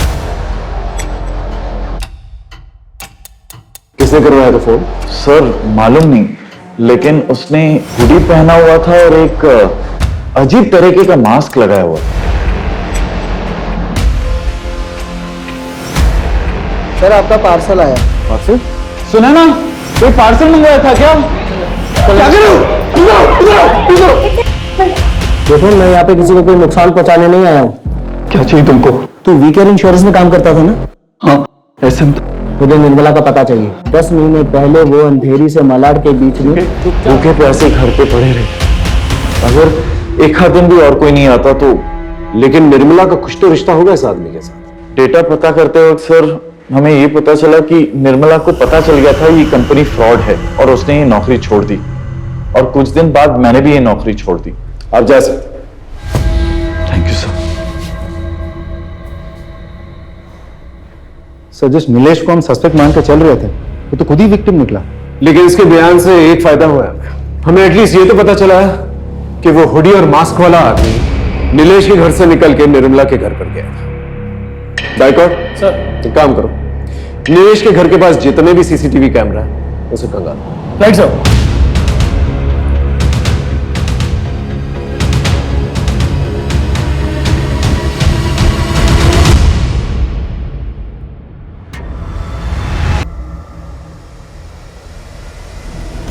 ये तो माधुरी है, अंबेडकर नगर की दबंग।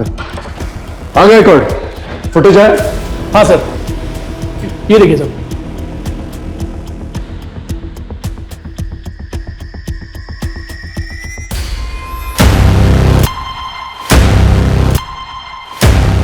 उस ऑटो रिक्शा की डिटेल्स निकालो, उसे ट्रेस करो। हेलो, पूनम नगर थाने से PSI राठौर बोल रहा हूँ। जी बोलिए। क्या?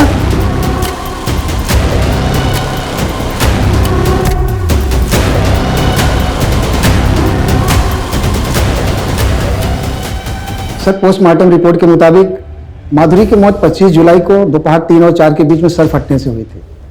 इसके बाद उसके शरीर के टुकड़े किए गए और सर सारे बॉडी पार्ट रोड के लेफ्ट साइड में फेंके गए थे। ये साड़ी पे स्टेन्स क्या है? इसकी रिपोर्ट है आपके पास? नहीं सर। इसकी एक रिपोर्ट बनाइए, वो मुझे भेजिए। हाँ सर। सर, जिसको हम सस्पेक्ट मान के चल रहे थे, किसी ने उसी को मार दिया। सर, इस केस में चल क्या रहा है मुझे सच में समझ में नहीं आ रहा। चिंडे, लगता है बहुत बड़ा खेल है जिसे शायद वो बिल्डर खेल रहा है। मतलब? ये बिल्डर जो है शतरंज का खेल खेल रहा है। इसने दो महारथियों को आपस में भिड़ा दिया। कोई कटे या मरे उसे कोई फर्क नहीं पड़ता। उसे सिर्फ बिसात जो है खाली चाहिए। और ये बिसात? वो जमीन जिसपे वो रीडेवलपमेंट करना चाहता है। गायकवाड़ एक काम करते हैं, अंबेडकर नगर से उस एरिया तक जहां पर माधुरी का लास्ट बॉडी पार्ट मिला, उस पूरी एरिया का CCTV फुटेज देखो क्या निकल गया। बस बिल्डर को बुलाओ। सर, इस धंधे में माधुरी, अब्दुल जैसे लोगों की हमें जरूरत पड़ती है, क्योंकि ये लोकल होते हैं और लोग इनकी बातें सुनते हैं। इन्हीं के माध्यम से हम अपना काम करवाते हैं, लेकिन सब कुछ कानून के दायरे में रखे सर। ये किसी को मारना, पीटना, गायब करना, मर्डर करना, ये हमारा काम नहीं है। आप चाहें तो हमारे बारे में इंक्वायरी कर सकते हैं। ठीक है, अब जा सकते हैं, लेकिन जरूरत पड़ेगी तो फौरन आइएगा। जी बिल्कुल, थैंक यू सर। इस बिल्डर के खिलाफ मुझे पक्का सबूत चाहिए। सर वो ऑटो वाला मिल गया, उसको बाहर बिठा कर रखा है।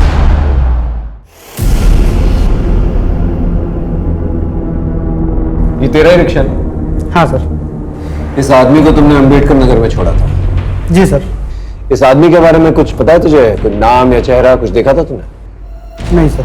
कुछ अजीब या खास नोटिस किया था तुमने? कुछ खास बात तो नहीं सर, लेकिन उसने जो हमको नोट दिया था वो फटा हुआ था। भाई साहब, ये नोट नहीं चलेगा, फटा है, दूसरा नोट दो। रख ले, मेरे पास छुट्टी नहीं है। और भाई मुझे नहीं पता, मुझे पैसा दो। अच्छा ठीक है, चल फोन से करता हूँ। नंबर बोल। सर, उसके बाद दूसरा नोट नहीं था तो उसने हमको ऑनलाइन पेमेंट किया था। गायकवाड़, इसके फोन में हुए UPI ट्रांजैक्शंस की डिटेल्स निकालो। उस आदमी का नंबर हमें मिल जाएगा। और ये आदमी मुझे चाहिए। सर,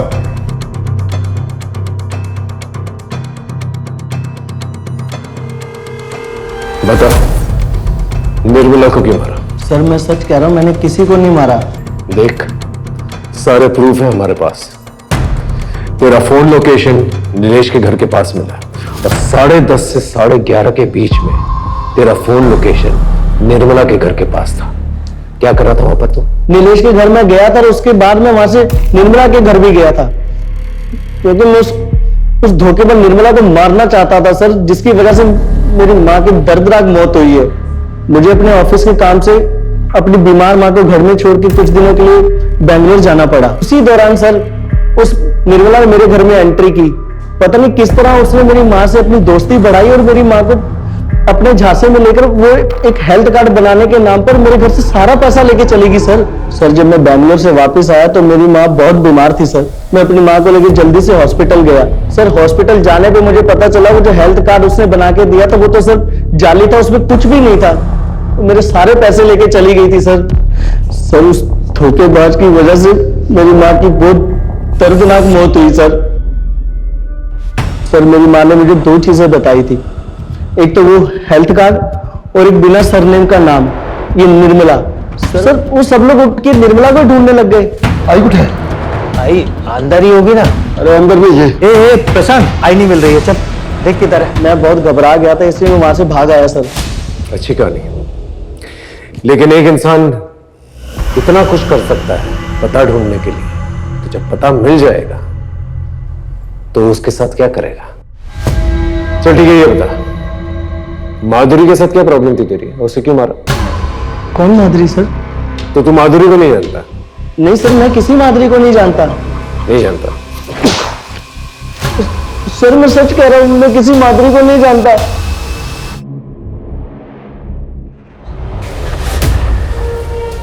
सर, माधुरी की साड़ी की फॉरेंसिक रिपोर्ट आ गई है।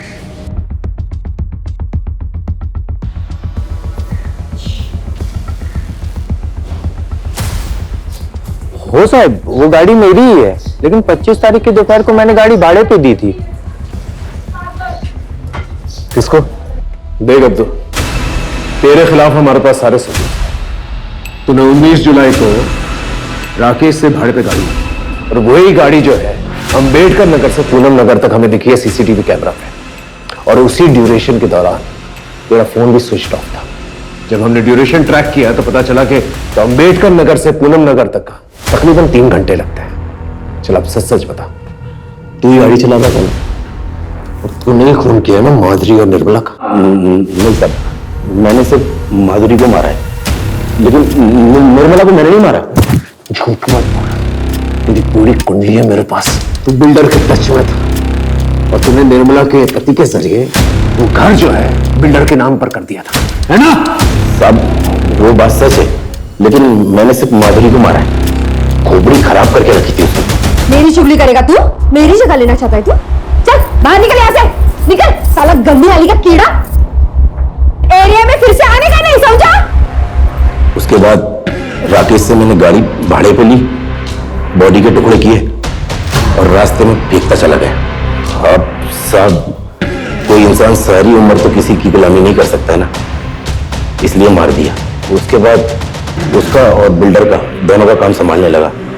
लेकिन साहब, निर्मला को मैंने नहीं मारा। सर मुझे अब भी नहीं लगता कि ये सच बोल रहा है। खातिरदारी करते रहो, कभी ना कभी तो सच बोलेगा ही।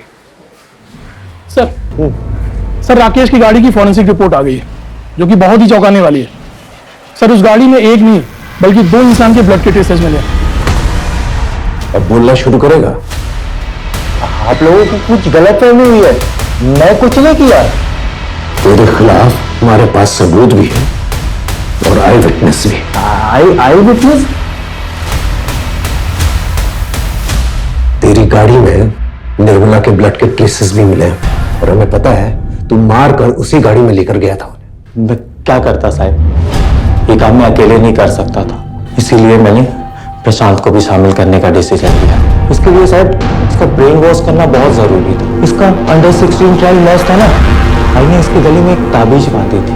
मैंने इसको उस दिन नशीला पदार्थ खिला दिया, ये मैच ही नहीं खेल पाया। फिर मैंने इसको बताया कि ये जो आई ने गले में ताबीज बांधी है ना, इसके कारण तो मैच नहीं खेल पाया। साहब आपको याद है एक पुलिस वाले की लाश मिली थी जिसपे कीड़े पड़ गए थे, वो पेपर में भी छपा था। मैंने प्रशांत को बताया कि आई ने इसको श्राप दिया था। मैं खुद साहब इसके सामने नकली खून की उल्टियां करता था। पहले इसको बताया कि आई के काला जादू के कारण मेरे को कैंसर हो गया है। मैंने इसके दिमाग में ये बातें बैठा दी कि ऐसे लोग किसी के सगे नहीं होते, ये लोग अंधे होते हैं। ये लोग अपने स्वार्थ के कारण अपने कोख के भी बलि दे सकते हैं। अगर हम दोनों को बच रहे हैं ना, तो हमें कुछ करना होगा, तब जाके ये माना साहब। हमने डिसाइड किया था कि आई को ऐसे मारेंगे ना ताकि ये सुसाइड लगे। हम सोच ही रहे थे कि अपने प्लान को कैसे अंजाम दें, तभी बाबा आ गए। फिर हमें लगा कि ये तो अच्छी बात है, अब अगर कुछ होता है शक बाबा के ऊपर जाएगा, ताकि वो इतने सालों बाद वापस आए। सर उसी दिन हमने खाने में दवाई मिला, वो फूड पॉइजनिंग वाला केस हुआ था ना, उस रात को जब चौली के सारे लोग सुकून से सो रहे थे, बाबा भी घर में नहीं थे, मैंने आई को पानी में नींद की दवा मिला के पिला दिया। फिर साहब जब वो अपना होश खोने लगी ना, तब हमने अपने प्लान को अंजाम दिया। तो इस दुनिया की सबसे अच्छी आई है, पर तू अपने ही बच्चों के लिए जान का खतरा बन गई है। तुझे इस दुनिया से जाना होगा, पर तू चिंता मत कर आई, तेरे बच्चों ने तेरे मोक्ष का सारा इंतजाम कर दिया है। आज 19 जुलाई, हम तुझे उसी पेड़ के नीचे गाड़ेंगे जहां नाना जी की अस्थियां गड़ी हुई है, और वो जो ब्लेड थी उसको कपड़े से पोंछ के आई की बॉडी के पास रख दिया और वापस घर आके सो गए। लेकिन तुमने अपनी मां को मारा क्यों? मैं क्या करता साहब? मैंने कहा ना, मैं तुझे सलमा से शादी नहीं करने दूंगी। लेकिन काय को आई, मैं सलमा हम दोनों एक दूसरे से प्यार करते हैं, तो तुझे प्रॉब्लम क्या है? प्रॉब्लम? कितनी प्रॉब्लम्स गिनाऊं मैं? तुम दोनों की उम्र जो कानून के हिसाब से भी शादी लायक नहीं है, और तेरा ये गाड़ी चलाने की आड़ में चरस गांजा का धंधा करना। आई छोड़ दूंगा मैं, हमेशा के लिए थोड़ी ना कर रहा है, बस कुछ दिनों के लिए कर रहा है। देख ताकि तू, मैं, प्रशांत, सलमा इस गटर वाली जिंदगी से बाहर निकल सके, एक अच्छी जिंदगी जी सके। ये सपनों का लालच देना छोड़ दे तू, अपने तरीके सुधार, पढ़ाई पर ध्यान दे, गलत धंधे छोड़ दे और खासकर उस माधुरी की संगत में रहना छोड़ दे तू। नहीं छोड़ेगा, कुछ भी नहीं छोड़ेगा। और आई तेरे को पसंद नहीं है ना, तू देख तेरी मर्जी के खिलाफ जाके मैं सलमा से शादी भी करेगा। तू मेरी मर्जी के खिलाफ जाएगा? हाँ, कोशिश करके देख ले जरा, फिर देख मैं क्या करती हूँ। तेरी सारी असलियत, सारे काले कारनामों की पोल मैं सलमा और उसके परिवार वालों के सामने खोल दूंगी। फिर देखती हूँ तुम्हारी शादी कैसे होती है। वैसे भी जब तक मैं जिंदा हूं ना, सलमा से कभी शादी नहीं होने दूंगी। सर वो गटर वाले चौल पे बाकी लोगों की तरह कीड़े मकोड़ों की तरह मुझे रहते हुए देखना चाहती थी। तभी मैंने डिसाइड किया कि बहुत हो गया, हवाई के दिन पूरे हो गए, हवाई को मार के ना मोक्ष दे देना चाहिए। क्यों किया मेरे साथ ऐसा? क्यों करवाया मुझसे ये पाप? मैंने तुमको अपना भाई नहीं बाप समझा था। क्यों बोलो? अरे तेरे जैसे बेटे को फांसी की सजा भी बहुत कम है। मां बेटे जैसे पवित्र रिश्ते को दागदार कर दिया तूने।